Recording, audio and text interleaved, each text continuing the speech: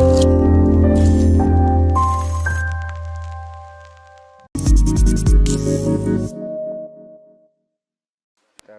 ma'rifata. Amma ba'du, assalamualaikum warahmatullahi wabarakatuh. Berkata Tuai Husin Kedah di dalam kitab dia Hidayatus Sibyan fi ma'rifatil Islam wal iman, sehinggalah perkataan beliau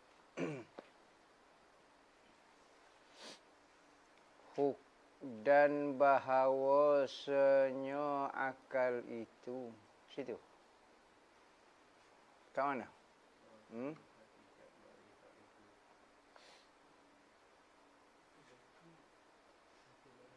Ha? Barang yang didapat akan dia oleh akal. Maka barang yang didapat akan dia oleh akal, iaitu terbahagi ia atas 3 bahagi. Mara yang didapat oleh akal. Apa maksud benda yang didapat oleh akal? Benda yang diidrakkan. Dalam bahasa Arab panggil idrak. Adraka yudriku idrakan. Maksud idrak yang dapat diberi keputusan, yang dapat difahami oleh akal ini 3 perkara. Akal apabila bertembung dengan mana-mana ayat, mana-mana kenyataan, mana-mana fakta, maka akal akan memberi 3 jawapan. Sama ada jawapan ya, betul, sengoti, naam, aiwah. Itu jawapan daripada akal. Kedua, jawapan tidak. Mustahil, salah, ngaruk, jolah belakang tu. Ketiganya, boleh jadi, barangkali, ya, masuk akal, mungkin berlaku, mungkin tak berlaku. Harus, 3 benda. Ya, wajib, ngoti, mustahil, tidak, dan capu 2 ni. Capu di antara wajib dengan mustahil. Berarti benda itu mengalami 2 keadaan. Ya, boleh, tidak pun boleh. Maka akal ini akan buat tubik 3 keputusan. Tak ada keputusan lain. 3 ni sahaja. Mana-mana marilah, sama ada fakta ataupun benda tu ayat Al-Quran, hadis Nabi, percakapan manusia, pemandangan, ilmu-ilmu pengetahuan, sama ada bentuk penglihatan, bentuk mikir, bentuk gapo, bentuk lihat, bentuk rasa. 3 ni sahaja jawapan akal waktu tu. Akal tidak ambil peranan masalah ada ataupun tiada. Akal tak pernah waktu ambil jawapan ada, tak ada. Makhluk ni ada. Ya. Contohnya. Ada dan tiada bukan jawapan bagi akal. Akal hanya waktu ambil ya dan tidak. Beza ada dengan tiada. Ada lawan dia tiada. Ya lawan dia tidak. Ya dan tidak tu hukum akal. Ada dan tiada tu bukan hukum akal. Jadi kalau ada orang ta'rif hukum akal berkait dengan ada dan tiada, berarti maksud dia ya dan tidak. Kerana ada ulama memberi ta'rif hukum akal itu ada dan tiada. Contohnya Al-Imam As-Sanusi di dalam Mata Ummu Barahin dia kata al-wajib itu ma la yutasawwaru fi aqlihi wujud adamuhu. Benda yang tidak tergambar, tak ada benda tu. Adam ini maknanya tiada. Maka ulama kata maksud tiada sini adalah tidaknya. Ai intifa'uhu. Begitu juga apabila ulama-ulama beri takrif benda mustahil. Ma la yutasawwaru fi aqlihi wujuduhu. Benda yang tidak tergambar pada akal wujudnya benda. Bukan wujud sebenarnya. Ai subutuhu, sabitnya benda itu.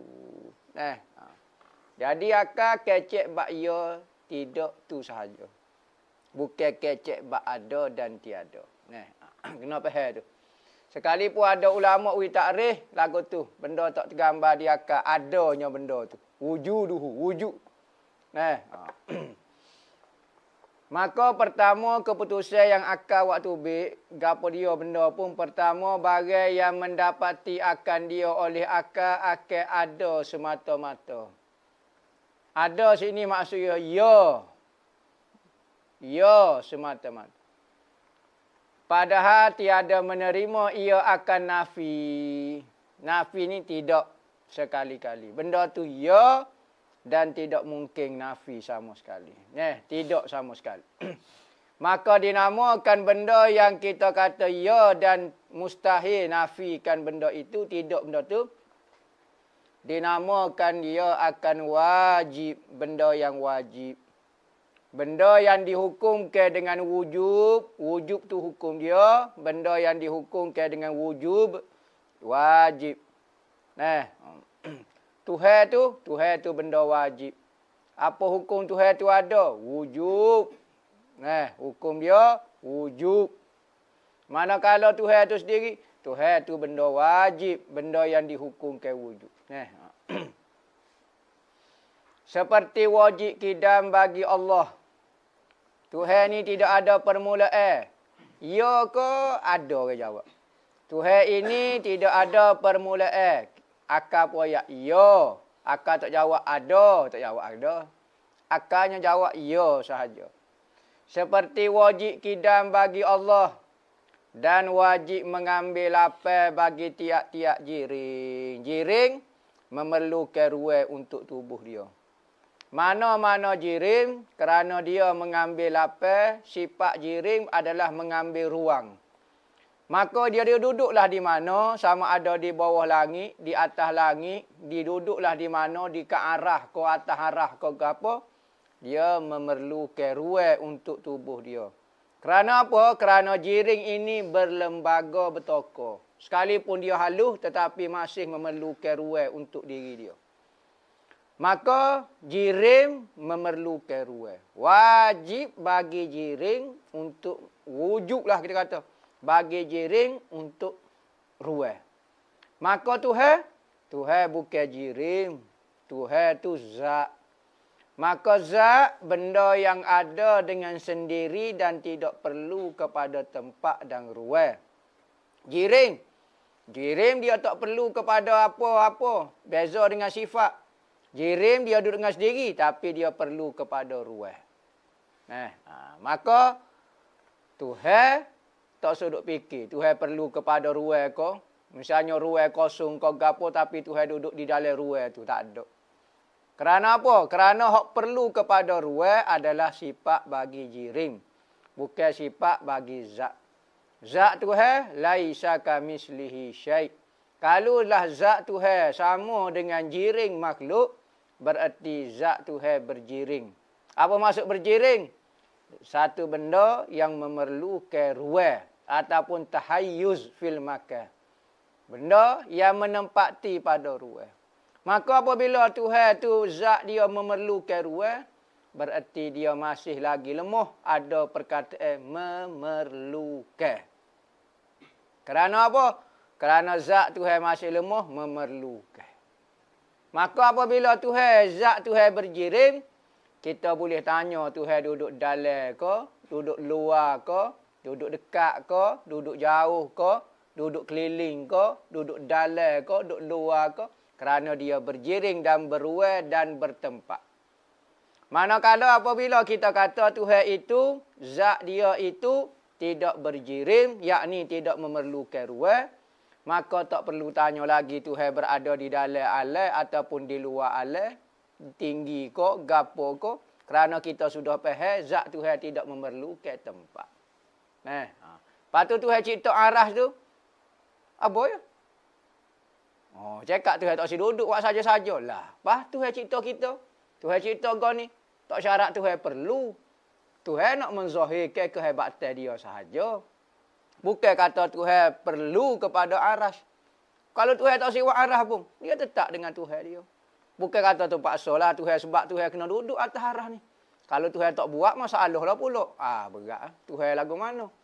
Maka, Tuhan ni tidak perlu kepada tempat, maka aras ko, langit ko, gapo dia tidak perlu. Tuhan tidak perlu. Dan dia tidak pernah berubah. Bukan kata dulu dia tak berhajat kepada tempat, tapi sekarang dah dah ada arah, okay? Maka dia duduk atas arah lah. Ataupun dia duduk atas langit. Salah juga. Kerana Tuhan tu tak pernah berubah, zat dia tidak pernah berubah. Kerana benda yang berubah menunjukkan ada masa bermula. Okey, contohnya zat Tuhan mula berubah apabila ada makhluk. Berarti ada makhluk, zat Tuhan baru bermula ketika ada makhluk. Zat Tuhan jenis bahasa bertepak, tak boleh, mustahil. Laisa kamitslihi syai'un, Tuhan tidak sama dengan sesuatu. Maka apa yang kita faham dari sudut jirim ke gapo itu adalah ciri-ciri makhluk. Maka antara benda yang akal hukum kewaji adalah tempat bagi jirim. Itu ciri-ciri utama. Mana kalau sifat, dia tidak sampuk sangat. Misalnya apa dia? Pedah bagi lada. Kita tak nampak sangat. Tak kata jadi ketak ke apa dia dah. Dia hanya menumpai pada zat saja. Tapi lada tu perlu kepada ruai. Bentuk lada tu. Dia nak kepada ruai. Angin ke ruai gapo. Ulama kala kata, tempat dan ruai ni banyak jenis. Ada 1 lapis, 2 lapis, 3 lapis. 1 lapis ke apa dia? Makhluk perlu kepada 1 ruai. Contohnya, kita ambil bola, kita pekong. Maka bola apabila berada di udara, dia mengambil ruai udara tu. Lapis panggil. Ruang kosong udara tu dia duduk. Maka apabila dia jatuh, contohnya lah, kita ambil kayu, kita cocok atas tanah. Dia mengambil 2. Pertama, dia ambil ruai angin, alik atas kayu tu. Kedua, dia ambil ruai tanah. Angin pertama, tempat. Kedua, tanah. Saat ni ambil 2 ruai deh. 2 lapis panggil. 2 lapis ni bukan lapis tu. Lapang ni panggil. Ketiganya, 3 lapis. Apa maksud 3 lapis? Kita ambil kayu, cocok dalam air. Dia ambil ruai udara. Dia ambil ruai air dan ruai tanah. Tu. Kadang-kadang tempat tak bergerak, manusia bergerak. Macam lah ni. Anak tak bergerak. Tempat anak tak bergerak ni. Kawasan udara sini ni tak bergerak, anak saja bergerak. Kedua, anak, benda dan tempat bergerak serentak. Seperti ke dalam air. Air pun bergerak, tempat dia pun bergerak, ikan pun bergerak. Ketiga, benda tak bergerak, tempat dia bergerak. Kita letak kaki dalam air. Air bergerak, benda tu tak bergerak, tempat dia pula bergerak. Jadi, banyaklah ulama bahas mengenai tempat. Maka kesemua benda itu menunjukkan makhluk. Bukan mengenai Tuhan. Semua ciri-ciri itu adalah ciri-ciri makhluk. Maka sebab itulah makhluk-makhluk ini terdiri daripada 2 saja ulama. Jirim dan arok. Jirim, arok. Jirim, benda yang berdiri dengan sendiri. Kereta, motor, manusia, kambing, gajah, basikal, motor, telefon, tu jiring. Mana kalau arak pula, benda yang menumpai pada sesuatu, pada jiring lah. Maka hak ni sifat kepada ni. Maka makhluk Tuhan 2 ni. Kalau malaikat, okey, Tuhan cipta jiring malaikat, zat malaikat dan Tuhan cipta sifat dia. Makhluk apa dia pula? Ikutlah. Manusia pula. Tuhan cipta zat jirim dia dan Tuhan cipta sifat-sifat arak dia. Jadi makhluk ni hanyalah jirim dan arak sahaja. Ada satu kitab nama Lunas Akidah. Ditulis oleh cucu, tak silap ambo. Cucu ke anak Tok Ketiti. Tok Ketiti. Nama Tok Ketiti. Tak tahu minat Tok Ketiti ke apa dia. Kitab tu yang kecek mengenai katanya Bapa mix lagi kitab ni Qamuh Ilmu Tauhid. Ya ada soal jawab lah ni ada orang cetok comel dah. Dalam tu dia bahas perkataan man arafa nafsahu arafa rabbahu. Siapa dia kenal diri dia, maka dia sebut soalan-soalan. Maksud kenal diri ni, kenal diri dia itu terdiri daripada jirim dan arab. Dia pun bahas bab jirim arab. Macam-macam perbahasan bab jirim arab. Satu jirim, 9 arab. Bahas. Arafa rabbahu, kenalah Tuhan dia. Sifat-sifat Tuhan pula. Jadi kena adalah kitab tu nama Lunas Akidah. Tak silap hamba. Tok Guru Haji Baba Ismail. Baba Ismail bin gapo dia Tok Ketitih. Cucu ataupun anak Tok Ketitih. Sangat molek kitab tu boleh jadi panduan kepada kita untuk mengenal makhluk. Man arafa nafsahu. Lah ni orang tak kenal. Makhluk tak kenal, Tuhan pun tak kenal. Lagi-lagilah tak kenal. Makhluk depan mata dia pun dia tak tahu apa. Ciri-ciri makhluk pun dia tak tahu apa. Maka dia pun buat diskusi. Sama-sama tak tahu apa. Duduk berdebat, bab benda hak dia tak tahu apa. Sebab itulah kena belajar. Kena ada guru yang membimbing.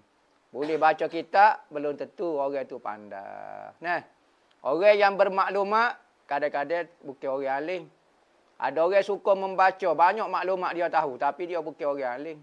Dia hanya orang yang musaqqafah. Orang yang berpengetahuan. Tapi tak jadi alim. Seperti orang yang suka membaca mengenai buku, mengenai enjin. Mengenai motor, mengenai kereta. Banyak maklumat. Tapi suruh baikin motor seputih tak kerti. Dia hanya bermaklumat. Betul, bermaklumat. Ramai orang bermaklumat rajin baca. Maka dia jadi bermaklumat. Banyak maklumat dia tahu. Tapi dia tak kategori bukan orang alim. Rajin baca. Orang lain ni bukan bidang dia. Apatah lagi tak ngaji apa. Pandai berdebat saja. Tiba-tiba baca situ, baca sini. Ni berdebat tajuk yang dia tidak faham. Jadi ada orang tengok juga. Nak suka juga kita. Macam-macam manusia ada lah ni. Maka makhluk tak kenal. Tuhan lagi-lagilah tak kenal. Arak duduk mana, jiring duduk mana, ciri-ciri makhluk kau, ciri-ciri Tuhan pun tak faham. Gosok kali lemah dengan idea-idea sendiri. Mulalah orang tanya Tuhan duduk dalam, duduk luar, tak tahu balik mana. Sekarang Tuhan duduk mana? Orang duduk tengah semaya, duduk depan orang semaya kau. Tuhan duduk dalam, duduk atas langit kau. Tuhan duduk turun kau. Lagu mana? Keadaan lah ni. Tuhan duduk mana? Ada belakang hadis tu. Maka dia pun jadi pening, tak tahu. Tuhan duduk depan orang semaya. Dalam hadis kata, baina yadai salah. Di depan orang semaya. Lah ni orang duduk semaya pada. Okey, lah ni sekarang ada tempat-tempat tu 2/3 malam tu. Kata Tuhan turun. Sudah Tuhan turun pula. Saat ni kata Tuhan duduk depan orang semaya. Lepas tu Tuhan turun pula. Ada kata Tuhan duduk atas langit. Apa tu? Duduk mana lah ni sekarang tu? Tak tahu saya. Tak tahu kok mana. Pening jadi. Habisnya jawab belakang. Kalau dia Tuhan duduk situ. Habis ngaruk belakang. Orang jahil tak pernah berdebat tajuk ketuhanan. Orang kampung tak berani bercakap mengenai akidah. Orang lain ni orang yang kaya nak jadi ustaz. Kaya ada ilmu. Bahas benda yang sangat bahaya. Berkait dengan akidah. Orang kampung tak berani bahas tajuk ni. Kata dia, ke punuh akidah. Pok dia orang kurang main ke tu. Tuhan lagu ni lah. Hatu tubik kata Tuhan duduk atas arah. Lepas tu, 2/3 tu turun. Dia turun kepala dia.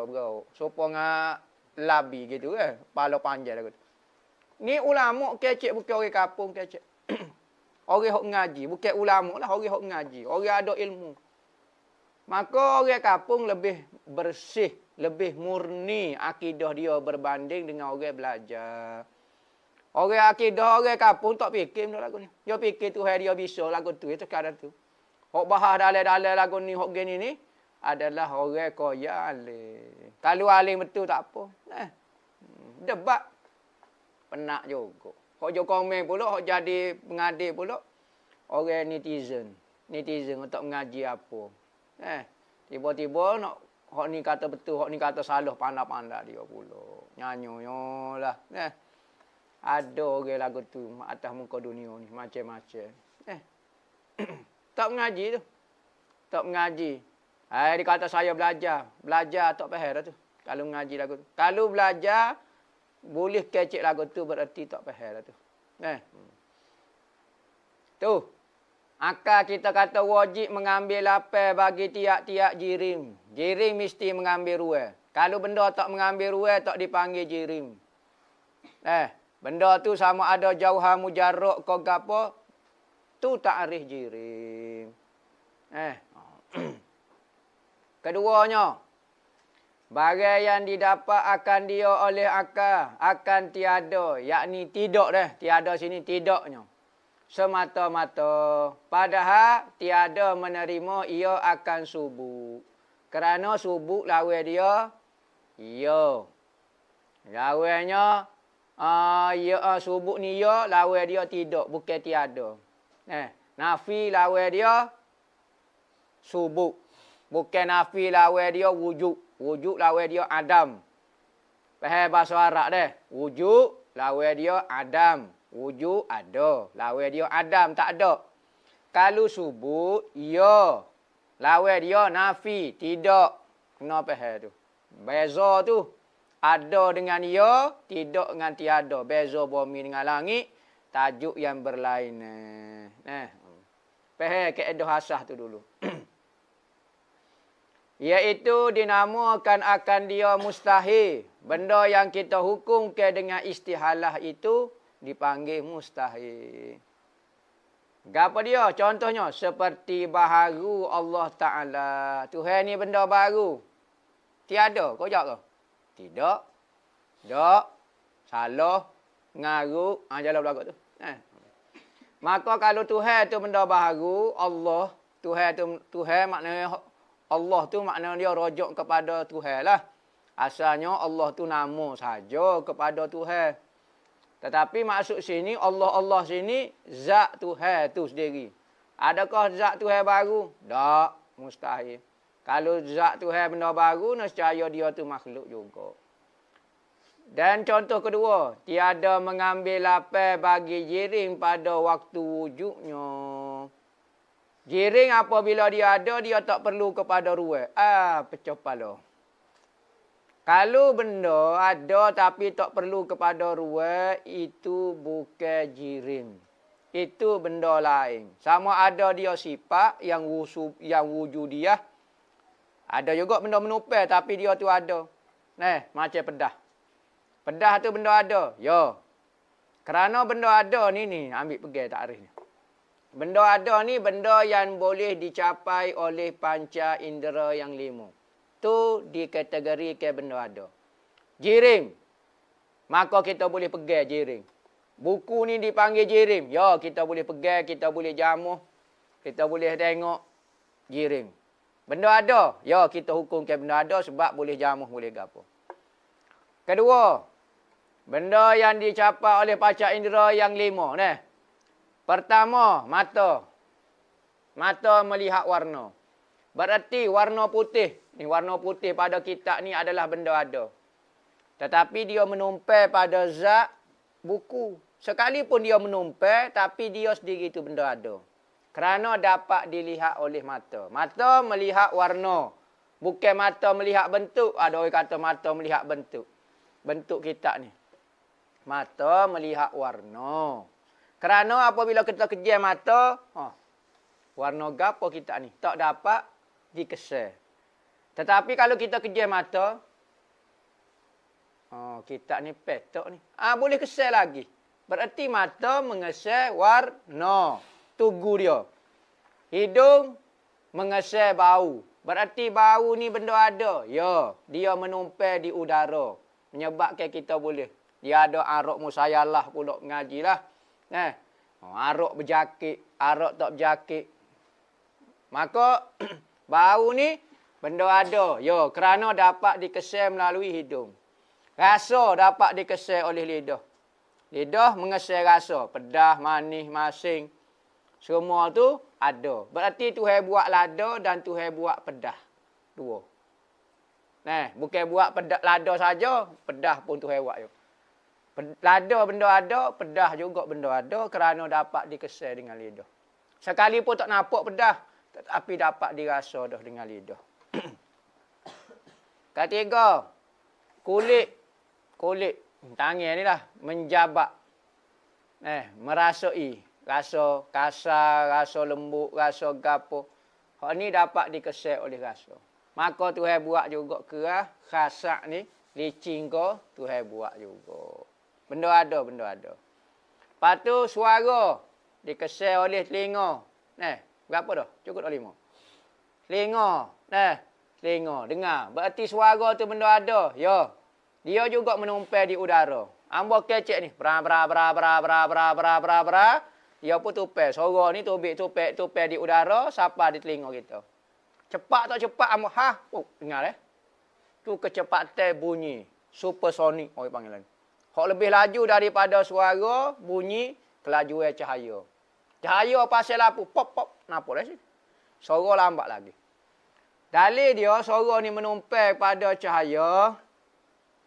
Suara ni menumpai pada udara. Cuma kita seduk udara, buat kawasan vakum. Seduk, tak ada udara, kecek setara mana tak tubik suara. Suara ada tapi tak sapa ke telinga kita sebab tak ada benda dia nak menumpai untuk sapa ke telinga. Tu kaedah Tuhan buat dah. Begitu juga kalau kita seduk udara, bau tak akan sapa kepada kita. Kerana bau tu menumpai pada udara menyebabkan kita sapa. Maka ada kajian zaman dulu, masa tu ambo belasai lagi rasa sekolah menengah. Ada kajian orang putih, dia nak seduk. Dia kata suara ni menumpai pada udara dah. Maka dia buat kajian, apabila suara frekuensi ni menumpai di udara, maka dia buktikan dengan radio. Orang duk kecek situ, tapi tu bik suara sini. Dia baca di udara ni, frekuensi ni, dia baca di ni, maka dia olah tu bik suara. Suara kami tu kecek betul hang supo. Memang suara betul ni, siapa? Ia datang melalui udara dan dibaca melalui frekuensi. Maka bagi dia, udara, suara ni kekal di udara. Maka dia buat kajian, suara Nabi Muhammad ada di suara Nabi, suara zaman dulu, maka dia nak seduk semula. Suara-suara yang ada di udara ni nak seduk. Dia nak buat alat, nak rekod, nak seduk semula. Suara-suara, boleh dengar habis suara. Suara orang ni, suara capu belakang, suara dia duduk di udara. Maka diseduk dan dibaca tu kita boleh dengar semula. Tu zaman dulu. Tak tahu jumpa dah alat tu, tak tahulah. Radio tu ada dah. Tetapi hak seduk ni, hak lepas dah ni lagu mana. Tapi dia kata nak rekod alat. Dia kata jumpa dah kau tak tahulah. Tu orang kafir. Menurut kaedah bolehlah dia buat sebab udara. Sebab suara menumpai di udara. Frekuensi tu ada. Dalil dia radio lah ni. Dengar. Bukan kecil ke mana. Tapi atas ke mana? Kau api dah. Api tu nak sunyi hidup kau tu ya. Tapi atas ke mana suara tu? Lagu mana? Ya sebab di udara. Frekuensi dipanggil. Sebab tu kita kalau nak bomo kita kecek. Kita getar ke udara. Maka kita hantar mesej kepada orang. Maka orang tu jadi penimpala, jadi emosi, jadi bad mood, jadi gapo. Sebab tu dalam hadis tak silap ambo ko dalam berapa dia dalam kitab sebut inna fi syi'ri la sihra. Sesungguhnya di dalam syair itu ada sihir-sihirnya. Kerana syair itu suara-suara indah, kata-kata yang menyebabkan orang terpukau, tersihir. Sebab tu orang bomo yang kena getar ke suara. Suara baca. Biar getar ke udara, biar getar air, biar getar. Tu frekuensi. Maka frekuensi ni masuk ke telinga, dia akan kawal emosi awak gapo. Orang lain ni payah nak khusyuk, antaranya adalah handset dari. Handset ni dia ganggu kita punya frekuensi. Kita kalau nak tenang, dia ada perikat lah. Betam, gamma, apa nama rima, tak tahulah. Rekod RKP, kita panggil nyepak tak apa. Nyepak, nendek, numbuk. Nama. Kalau perikat numbuk ni, orang tu akan tenang dan khusyuk. Tapi handset ni dia akan ganggu frekuensi tu, kita tak akan sapa kepada perikat tu. Perikat numbuk tu lah. Perikat nyepak macam tu. Jadi kita payah terganggu khusyuk kita. Tu kaji orang kafir mengenai gitu. Jadi penemuan lagu tu memang diakui juga. Jo podoh tak tahulah. Kau tahu takut pok kita rekod dulu awal pada orang kafir ni. Terus rekod pok kita orang pondok tak bodoh orang pondok ni. Orang pondok ni sebenarnya orang bijaknya. Tak syarat kata ngaji pondok tak ngaji sains. Tak ambil fizik, tak ambil bio. Tak ambil kimia ke apa dia. Tak kenali, tak guru dia. Syekh Ahmad Al-Fatani menguasai 50 juzuk ilmu. Ilmu sains, ilmu biologi, ilmu gapo, ilmu kimia. Kimia ni campur bagai. Dia telah menemui dia punya formula nak buat emas. Tok kenali pun ada, ya. Orang pondok, ya. Pakai kain pelekat sekat dada, ya. Janggut lagu tu, dah, betul. Tak syarat pakai kuk baru bijak, pakai spek baru bijak, duduk di universiti baru bijak. Tak syarat. Duduk ngaji bawah pohon pisang pun dah otak bijak. Kain pelekat sekat dada pun. Lagu tu ya, kecek puih-puih Kelantan lagu tu. Tapi otak sangat bijak. Sangat berkemampuan, ilmu, pengetahuan, fizik, biokimia. Dia jumpa penemuan untuk buat emas. Apabila lagu tu dia takut fitnah, dia bakar buku tu. Oh, boleh kita lah ni. Bakar duduk rumah belakang Kelantan. Mana tak kerja tahu. Emas penuh rumah emas. Emas saja. Ambo buat kipas jadi emas. Jadi emas belakang. Emas betul. Emas betul. Tu kajian. Sudah terbukti. Ya, sudah terbukti. Nabi Allah Musa beri ilmu kepada Qarun, anak saudara dia. Anak ada kata anak tiri dia. Boleh buat emas. Lah ni buat kita cari emas, buat emas tak pandai. Padahal bisa dah ngaji bab kimia. Lah ni orang buat kaji Okey. Ni pink.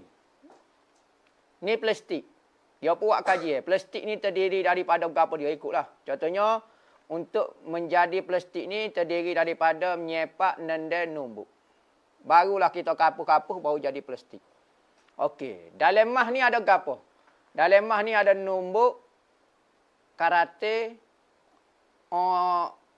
gocoh misalnya. Jadi ada hak supaya, numbuk ada dah. So, elemen dia hak supaya. Dua lagi, gapo dia nak suruh menyebabkan benda ni jadi emas? Okey, kita buat unsur ni, kita masuk dua unsur ni. Ya pun tukar unsur ni, hak ni ada dah, hak dua ni lagi nak suruh jadi emas, ya pun masuk di unsur ni. Jadi emas ini. Ya tukar sifat dia ya, unsur-unsur anasir membentuk benda tu. Besi dengan emas, gapo dia beza? Goni ada 2-3 benda komponen dia. Okey, kita ambil bubuh di besi, komponen besi. Jadi emas apa tu? Orang dulu buat, orang kita buat tak jadi apa. Nak belajar buat emas boleh. Tu ilmu untuk kenali. Bisa orang Yami dulu dah. Sebab tu orang pondok sebenar, orang ngaji agama cara tradisional ni sangat hebat keilmuan dia. Masalah orang lain ni tu tak cerdik tu silap dia, bukan silap di pengajian dia. Jadi untuk kenali 25 juzuk ilmu bisa. Ilmu agama tak sepertika, ilmu sains, ilmu sejarah, ilmu bisa berlaku. Tu khalifah di muka bumi tu. Ketiganya bagai yang sah pada akal. Sah pada akal adanya. Adanya maknanya ianya, subuknya. Dan tiadanya, ai tidaknya. Seperti mengadakan Allah akan makhluk ni. Ya. Tuhan tak si buat, ikut dia. Dia nak buat, boleh berlaku juga. Hamba tengok makhluk ni ada. Tak boleh juga. Hamba tengok makhluk ni tak ada. Boleh juga. Tak apa, tak ada masalah lah. Ada tak ada, tak ada masalah terima. Maka iaitu di mana akan dinamakan dia haru. Benda-benda lagu tu dinamakan benda haru. Dan bahawasanya wajib atas mukallaf.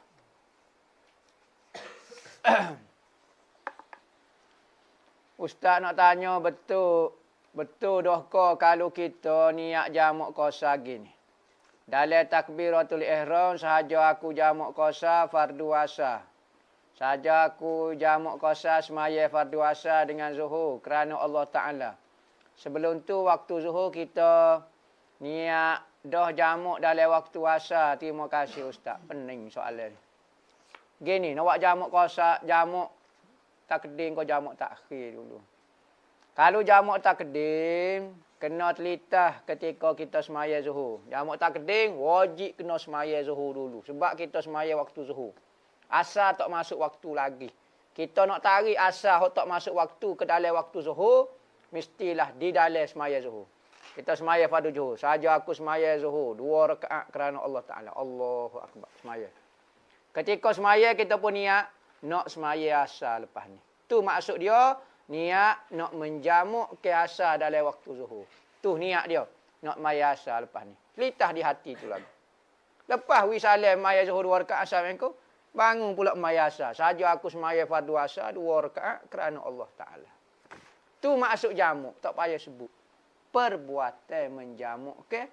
Dan telitah ketika semaya yang pertama. Nak semaya zuhur asar lepas tu. Tu jamuk takdim. Jamuk takhir pula. Sebelum habis waktu, qada cukup untuk 4 rakaat sembahyang. Royak ambo tak saya semaya zuhur lagi, ambo nak semaya dalam waktu asar. Ambo tak saya semaya lagi, waktu zuhur ni ambo nak semaya dalam waktu asar. Masuk saja waktu asar, kita nak semaya zuhur dulu boleh, semaya asar boleh. Kerana zuhur ni kaedah dia serupa dengan qada dah lah. Nak tak depan boleh, nak tak belakang boleh. Kalau jamak takdim, wajib zuhur dulu baru asar. Kalau jamak takhir, nak tak mana. Cuma afdal ikut tertib zuhur dulu. Saja aku semaya fardu zuhur 2 rakaat kerana Allahu Akbar. Semaya asar, lepas tu bangun semaya asar. Saja aku semaya fardu asar 2 rakaat kerana Allah. Beza jamak takhir, jamak takdim jangan senggah 2 rakaat semaya. Lepas semaya zuhur, kena semaya lalu asar. Kalau semaya jamak takhir, tak apa. Semaya zuhur tu nak semaya bila-bila pun tak apa. Jangan tak syarat dekat-dekat pun tak apa. Ya lagu tu. Tuan Guru, soalan biasa je. Sahabat-sahabat Nabi kaya raya tu, adakah mereka minta doa dengan Allah untuk jadi sekaya-kaya? Itu terima kasih Tuan Guru. Masalah sahabat dulu kaya tu macam-macam sebab lah. Pertama dia pandang nego, goni. Antaranya, dia dapat doa daripada Nabi. Nabi doa kepada dia berkat, maka dia jadi kaya-kaya. Ada sahabat tu Nabi doa kepada dia, dia akan jadi kaya. Sehingga kalau dia ambil pasir pun jadi boleh buat nego. Jamil dulu pasir ni tak ada harga, tak ada nilai. Akak batu tu jadi mah. Nak kata dia punya jadi ong ni panggil. Hidup tu jadi pandai sungguh nego, jadi bertuah, jadi laku kehidupan dia kerana berkat doa Nabi. Supaya orang ni lah nak buat nego pergi jumpa Tok Guru, pergi cari hak berkat. Minta doa supaya nego dia lancar, apa dia apa semua. Wahabi tak percaya, kata mampu. Soalan ni bukan untuk Wahabi lah. Untuk sahabat Nabi, untuk ahli sunnah wal jamaah. Jadi, dia berdoa dengan Tuhan, tapi biasanya Nabi doa kepada dia keberkatan. Tu lagu tu. Sahabat-sahabat dulu kalau hak menanam, buah yang pertama, dia akan wagi kepada Nabi. Tujuan dia, Nabi apabila boleh buah pertama, Nabi akan doa supaya hasil tahun ni meningkat. Memang meningkat semua.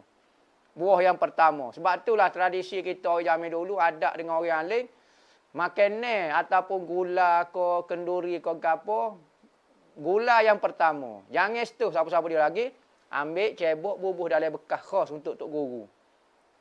Nasi ke apa dia, jangan setuh, dia panggil pala gula. Orang lain makan sisa dia. Jangan ambil hok ledeh-ledeh untuk Guru, wi hok sisa orang. Tak ada adat lagu tu. Sahabat dulu buat lagu tu. Buah yang pertama, bui kepada Nabi. Maka Nabi akan panggil budak-budak, bagi buah-buah lagu tu. Dan Nabi doa. Jadi soalan dia, Nabi itu, sahabat Nabi jadi kaya berkat doa daripada Nabi. Betul dah lah. Orang lain ni dok buat pergi jumpa orang ni, doa supaya nego dia untung. Ustaz, boleh terangkan dak rukun qauli secara terperinci? Allah, rukun qauli. Rukun qauli ni dalam semaya ada 5 dah. Ada berapa? Ada 5. Apa maksud rukun qauli? Rukun yang kena baca dan sebut. Sebut dia mesti didengar di telinga. Pertama rukunnya adalah Allahu Akbar. Allahu Akbar. Menyebut kalimah Allahu Akbar. Bukan mengangkat tangan. Mengangkat tu sunat saja.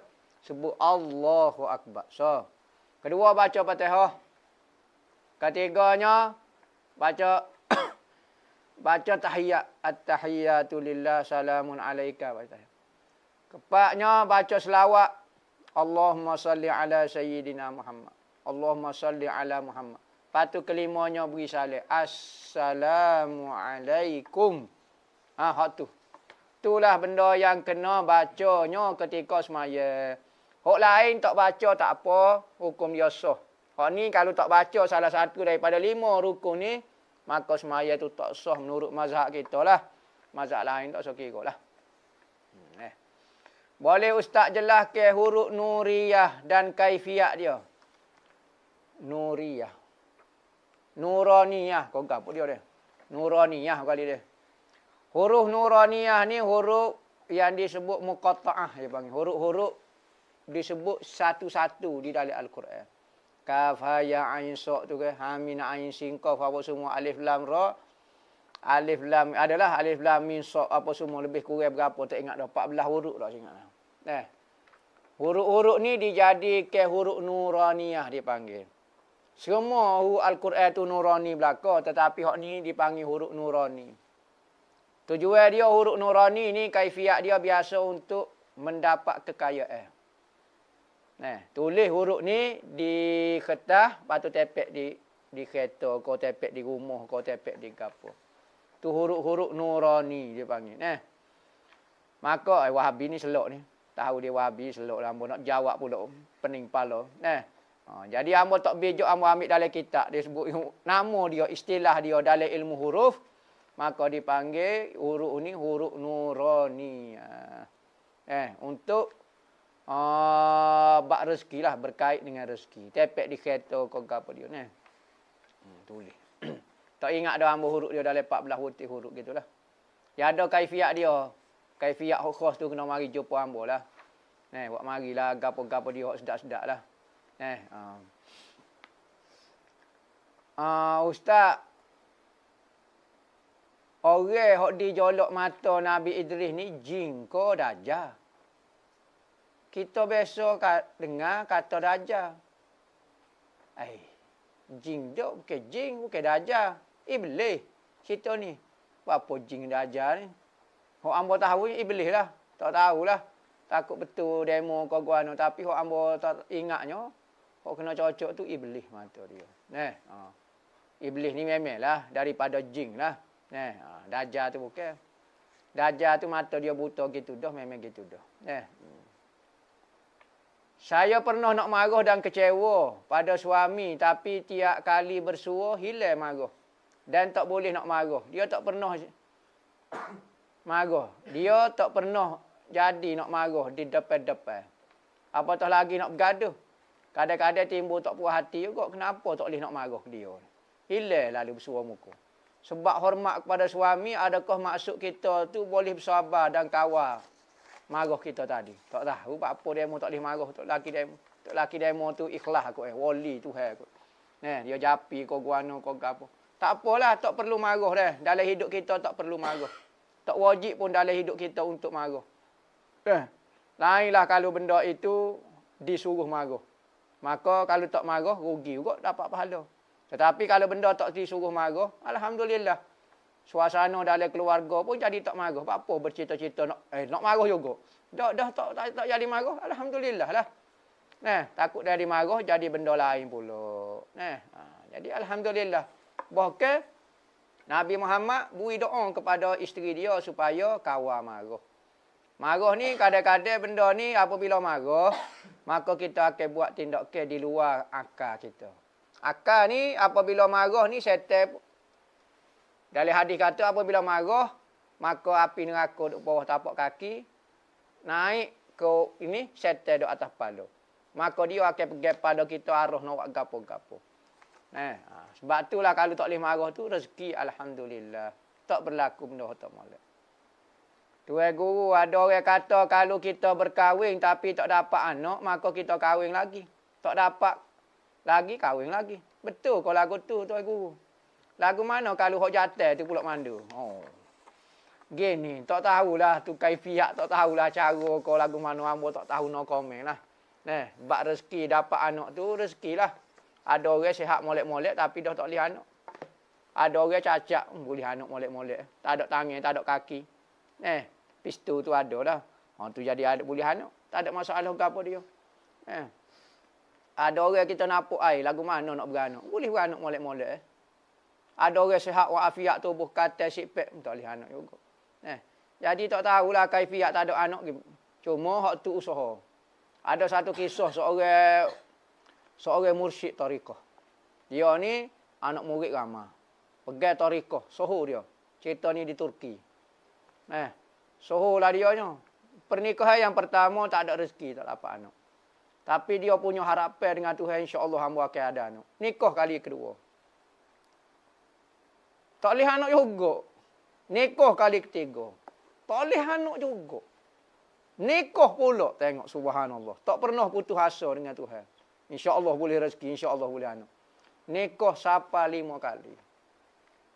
Isteri yang kelima, kali meninggal tu, kali isteri yang pertama tu. Isteri yang kelima jadi kepak kali. Maka dapat anak. Tu dia punya harapan dengan Tuhan. Kita kalau sekali dua tak boleh anak, tak ada harapan, tak ada anak tu. Tapi dia punya harapan dengan Tuhan.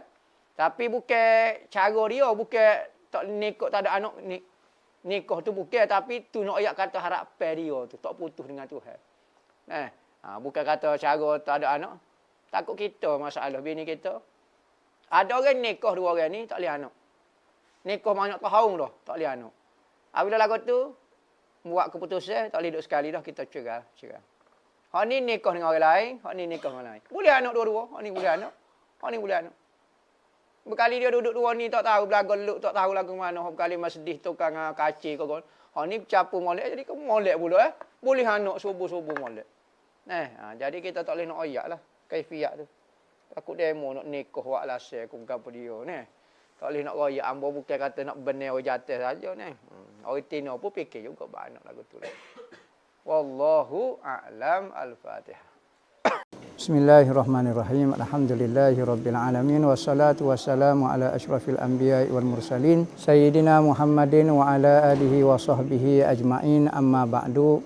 Wa man yu'azzim sya'airallah fa innaha min taqwal qulub. Sesiapa yang membesarkan syiar ataupun tanda kebesaran agama itu menunjukkan hati seorang yang bertakwa. Maka di antara benda membesarkan syiar Allah Subhanahu wa taala adalah memuliakan tempat-tempat yang Allah Taala mulia. Katanya Nabi SAW, sebaik-baik tempat di muka dunia adalah masjid-masjid Allah dan seburuk-buruk tempat adalah pasar-pasarnya. Maka saya madrasah wakil daripada Madrasah Riba Al-Mustafa, saya dipertanggungjawabkan untuk mengikut amanah untuk menguruskan Madrasah Riba Al-Mustafa, merayu kepada saudara dan saudari untuk menyumbang kepada pembangunan masjid yang sedang kita buat. Mudah-mudahan sumbangan kita itu sebagai tanda kita membesarkan syiar Allah Subhanahu wa taala di atas muka bumi Allah Taala. Kita telah habis sebanyak dalam 200,000 dan kita masih memerlukan 280,000 lagi untuk menyiapkan